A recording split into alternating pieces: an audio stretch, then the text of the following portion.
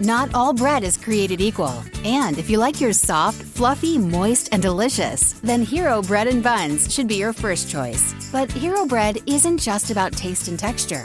It's high in fiber with ultra-low net carbs with 0 grams of sugar. Order today at hero.co and use the code AH10 to get 10% off your first purchase. That's AH10 at hero.co, HERO.co for 10% off your first purchase.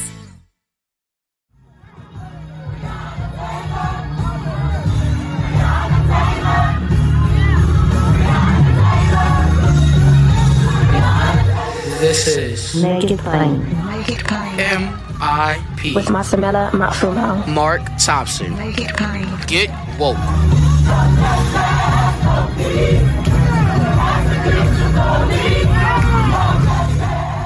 Hey everybody, about once a year, wish it was more, but only once a year, Senate Democrats hold an African American media roundtable, and that took place this past Tuesday. And I want to share with you some of the things that were discussed, a whole myriad of issues. We're doing this in 2 parts, but a lot of senators are on this. You'll see the list of everyone's names in the podcast description and some of the topics that we discussed as well, both with myself and other African-American media. And be sure to check it out. Also, be sure that you register for the Selma Bridge Crossing Jubilee, the largest annual civil rights commemoration. And go on selmajubilee.com, get registered, and enjoy, beginning tonight, Friday night, and through the weekend, the 56th anniversary Selma Bridge Crossing Jubilee. All right, so here's part 1 of the Senate Democrats African American Media Roundtable, and we'll have part 2 for you on Monday. Dealing with economic and racial inequality in a very strong way. It's one of our highest, if not our highest priority.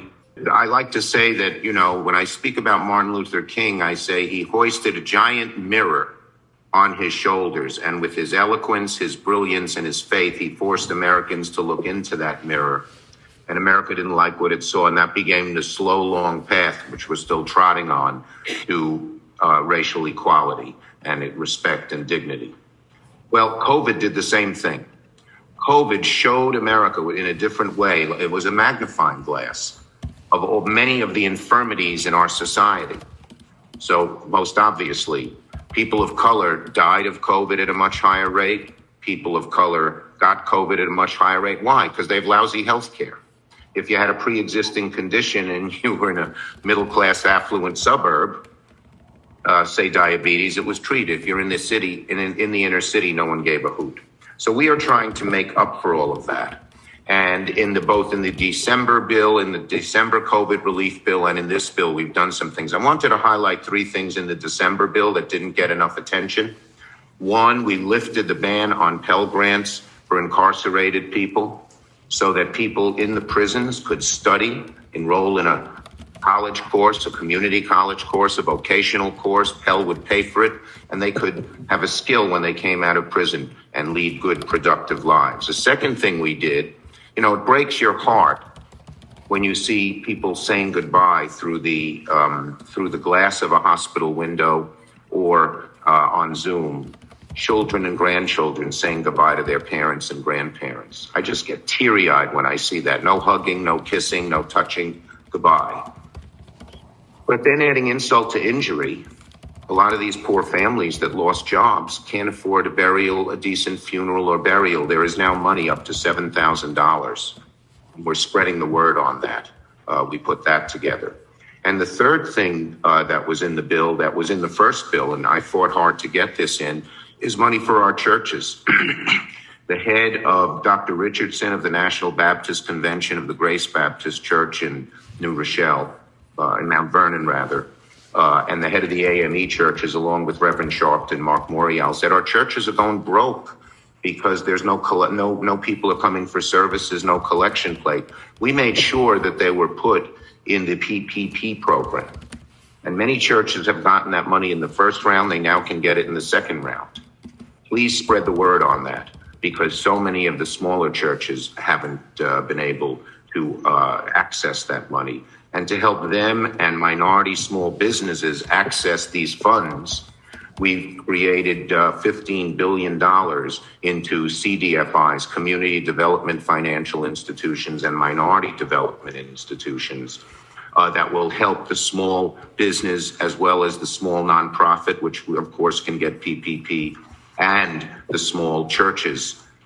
They will help access them, and we will send you a list. There's a large number of CDFIs and MDIs in every community. Please spread the word on that as well. In the new bill, we do lots of things as well in the upcoming COVID bill. Maybe the most important is the doubling of the child tax credit in the EITC, and I want to give Sherrod Brown and Michael Bennett and Cory Booker huge credit for pushing that.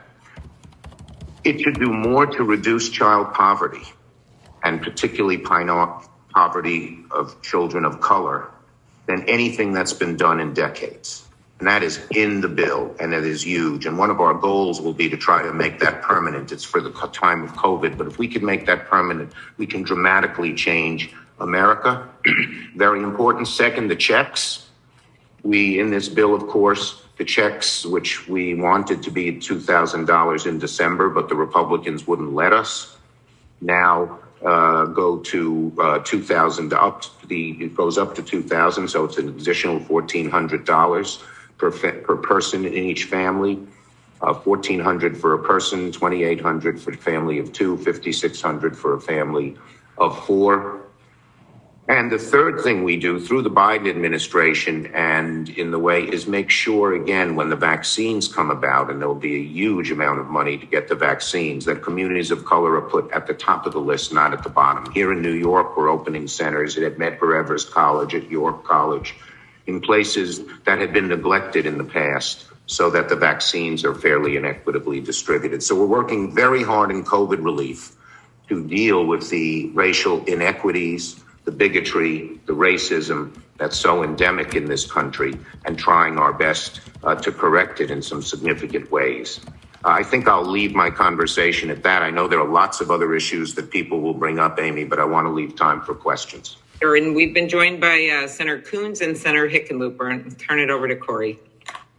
Yeah, I just want to thank Amy, as always, for her leadership, and Senator Schumer, especially in this time of crisis and challenge. Appreciate him and how he's rising to the challenges and creating a pathway forward to try to find, as he just indicated, such extraordinary relief on a lot of very big issues.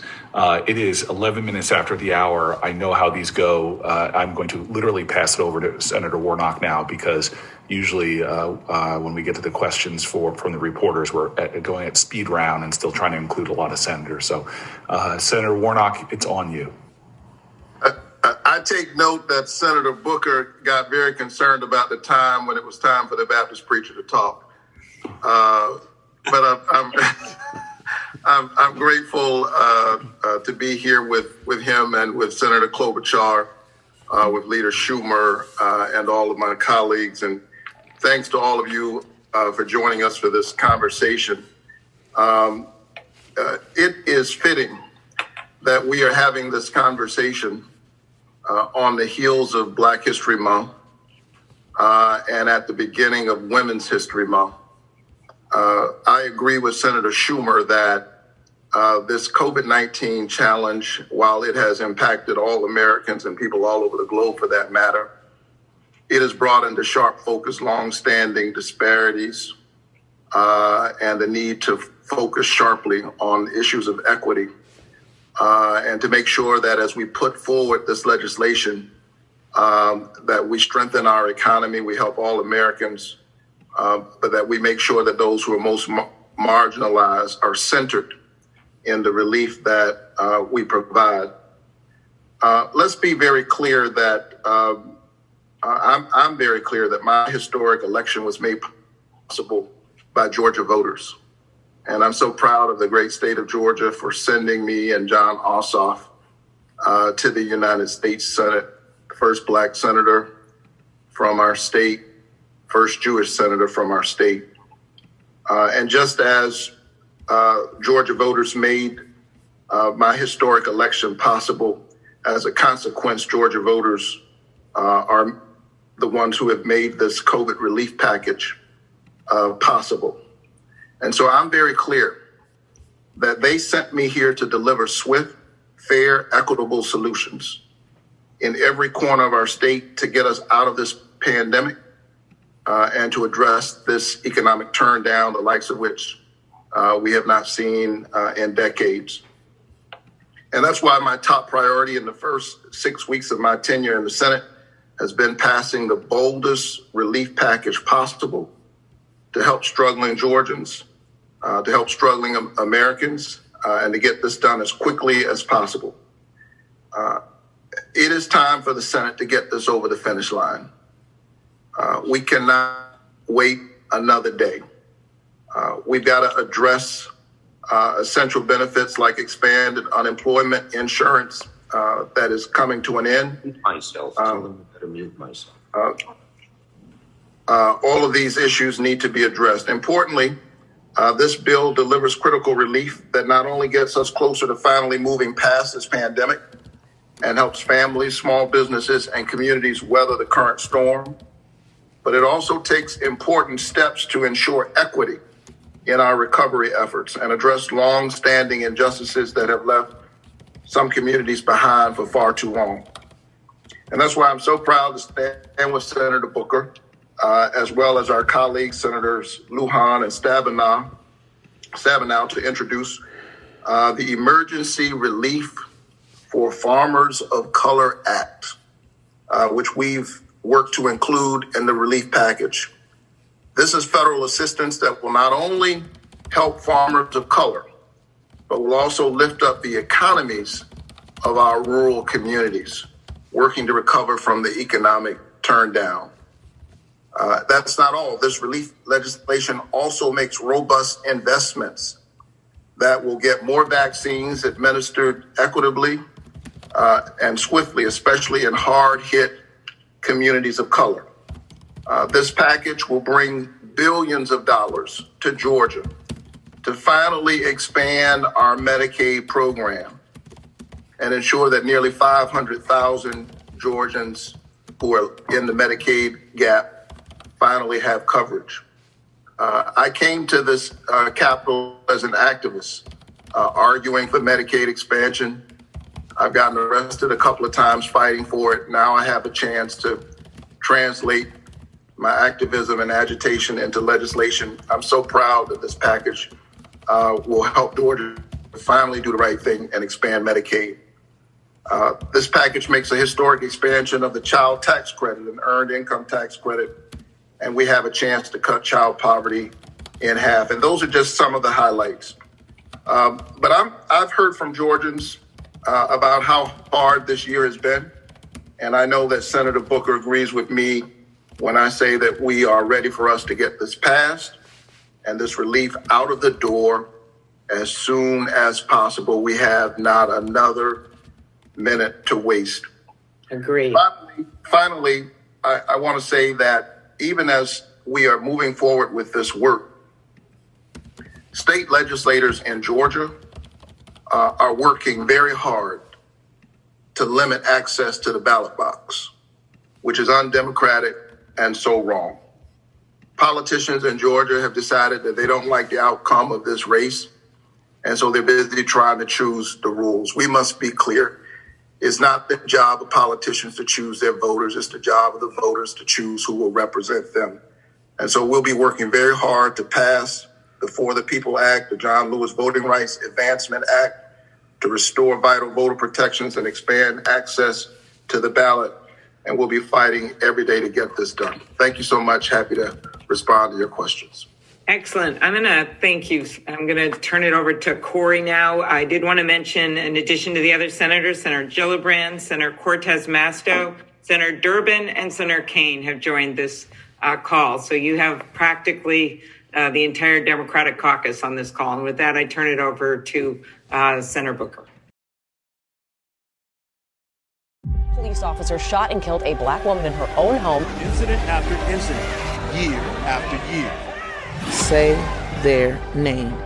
a podcast that focuses on the assault and killing of unarmed Black people by police and in Stand Your Ground states. I'm the mother, father, sister, uncle, grandmother. We were best friends. We are humanizing these headlines, figuring out who these victims really were before the hashtags. Say their name. You can listen on the Acast app or wherever you get your podcasts.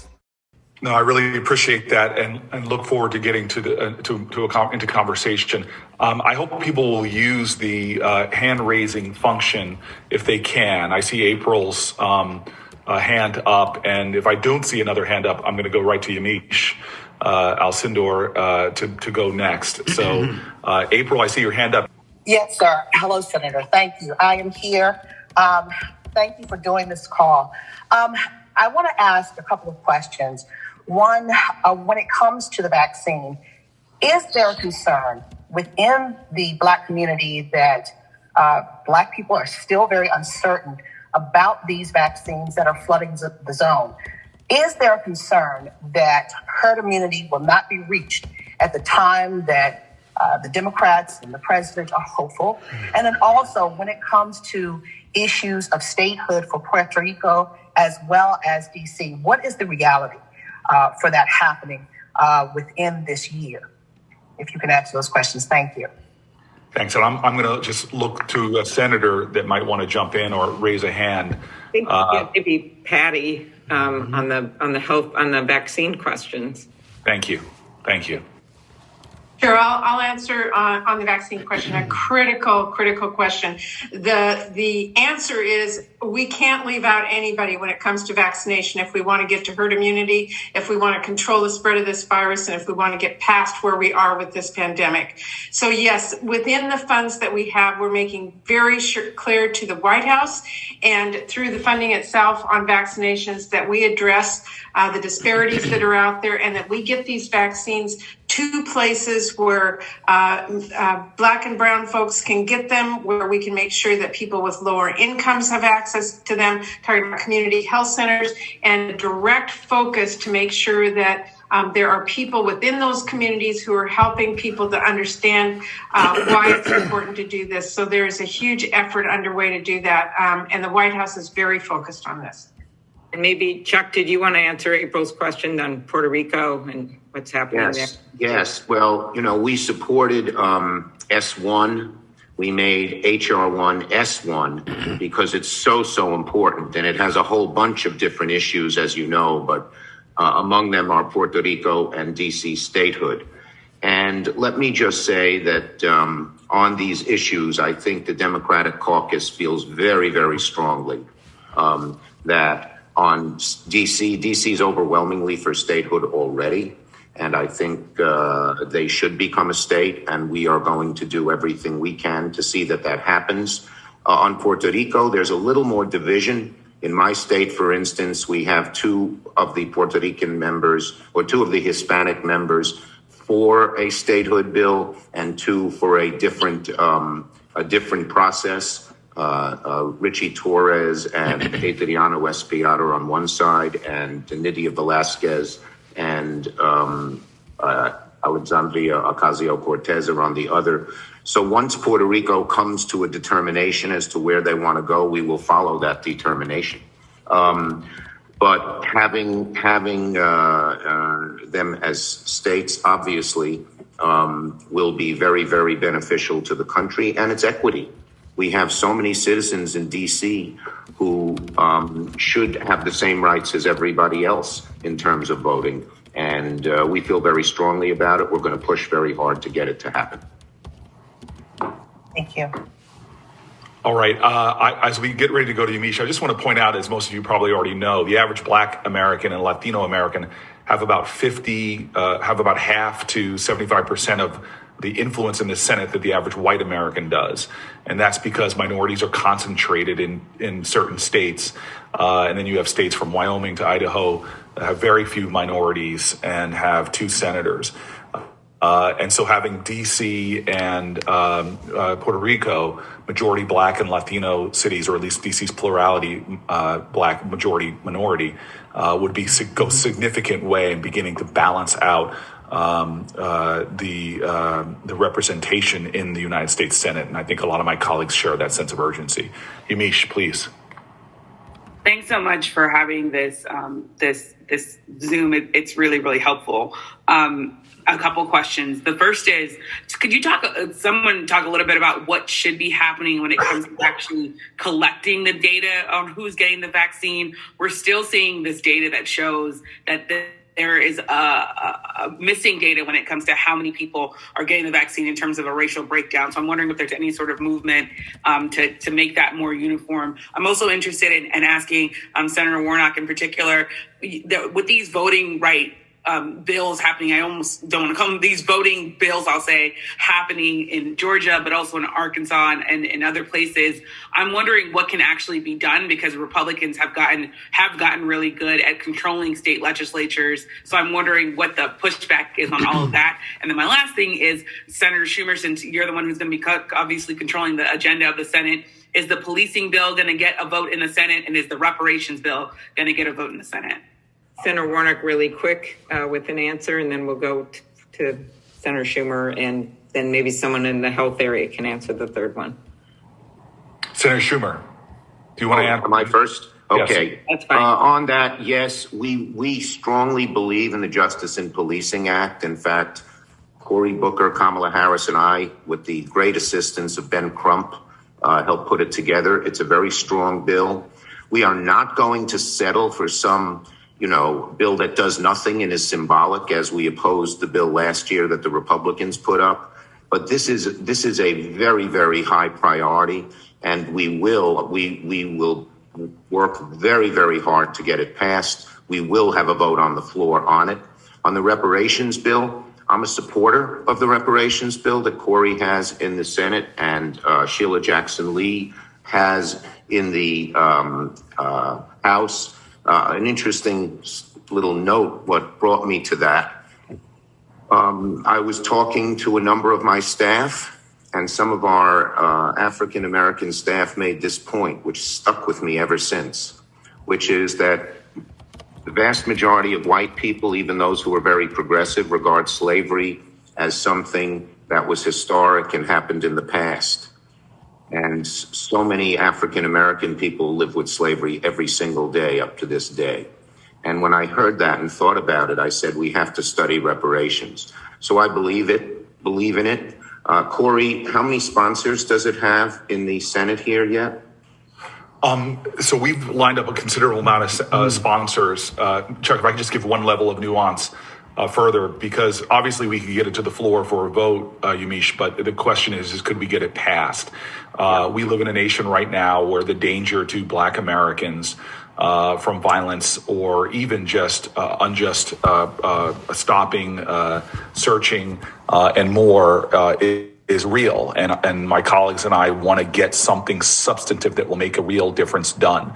And so there are a lot of conversations going on right now with House leaders and Senate leaders about, is there a pathway to a real bill that could get 60 votes on the Senate floor? Those conversations are ongoing through this past weekend, and they'll continue, because at the end of the day, we still live in a nation where what happened to Breonna Taylor, what happened to Eric Garner, what happened to George Floyd is still possible, and there are steps we could take to make it not only harder to happen, but also there are real steps we could take to hold officers who do horrible things against the law and our common values to better hold them accountable. So my goal is not to have a Senate vote that gets 50 votes, but to have a Senate vote that gets something to Joe Biden's desk, and in conversations with the White House, that's what they want as well.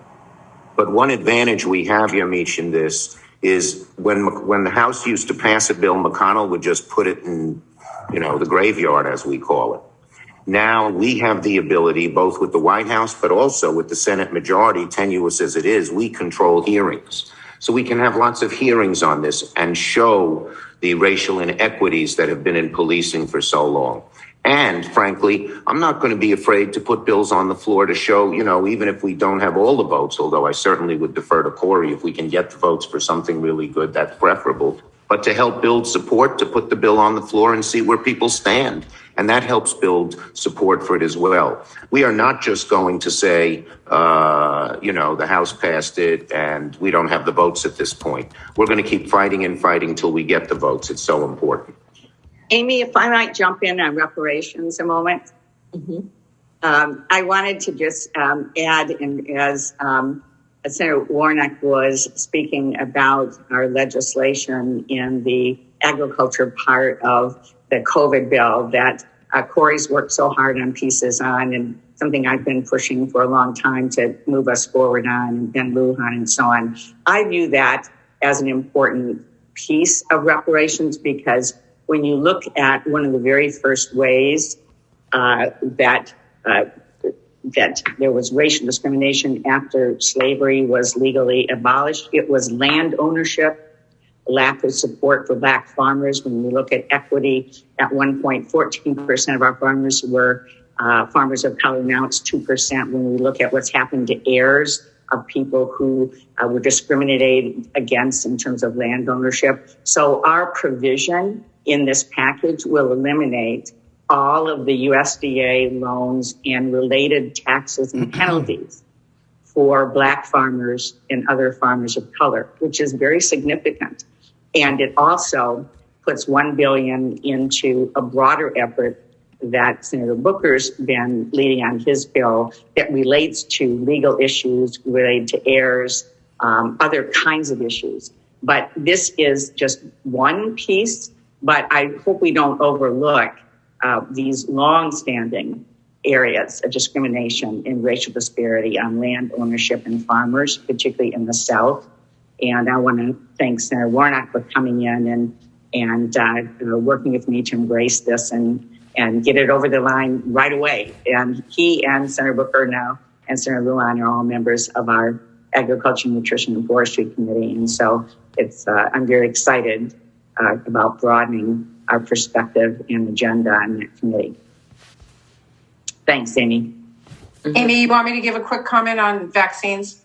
Yes. Yeah, Yamiche, thank you for asking that question about demographic data. This is absolutely critical. If we don't know who is getting vaccines, then we don't know if it's being distributed equitably. I've been pushing for demographic data collection since the CARES Act, since we all started talking about the possibility of this 6 months ago. And of course, the Biden administration inherited absolutely no plan on this. States were left to their own devices. And overall with vaccines, the issue of data collection was extremely challenging because so many people were doing it so many different ways. Getting just the numbers back in an official way was challenging.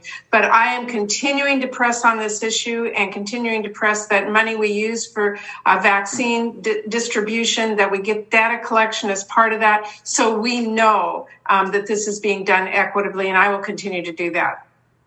All right, I'm gonna continue to go through some of the great journalists we have here.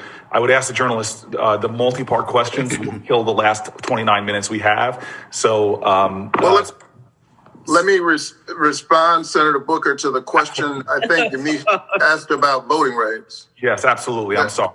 Go ahead. Yeah. So we're very focused on this issue.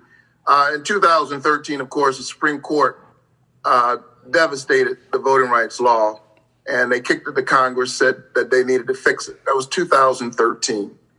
And I have to tell you, as John Lewis's pastor, I was insulted, quite honestly, to watch Mitch McConnell speak so eloquently about what a great man John Lewis was as his body lay in state in the Capitol, while knowing that he was sitting on his life's work, refusing to put the John Lewis Voting Rights Advancement Act up for a vote. And without that protection, we're seeing what's happening in Georgia and in states all across this country. But in my state, they're busy getting rid of Sunday voting. I wonder why. Is it because of the impact of Black churches with delivering voters to the polls, getting rid of, limiting the number of drop boxes, making it cumbersome for people to vote by mail with these added ID requirements? And they're doing all of this without any explanation. They're unembarrassed in their effort to make it difficult for people to vote. Who thinks that we need less Americans voting in this country rather than more Americans voting? And so we've got to pass the For the People Act, and we've got to pass the John Lewis Voting Rights Advancement Act. We've got to make sure that ordinary Americans have a voice in their democracy. And we're absolutely committed to this. And I, for one, believe that we have to leave all options on the table to make sure that we can secure voting rights. Voting rights are preservative of all other rights. Thanks for getting woke and listening to Make It Plain. Please remember to listen, like, subscribe, and wherever you get your podcasts, please give the show a 5-star rating. And please do spread the word. Let's all continue to pray for each other during this pandemic and this police-demic. If all hearts and minds are clear, it has been made plain.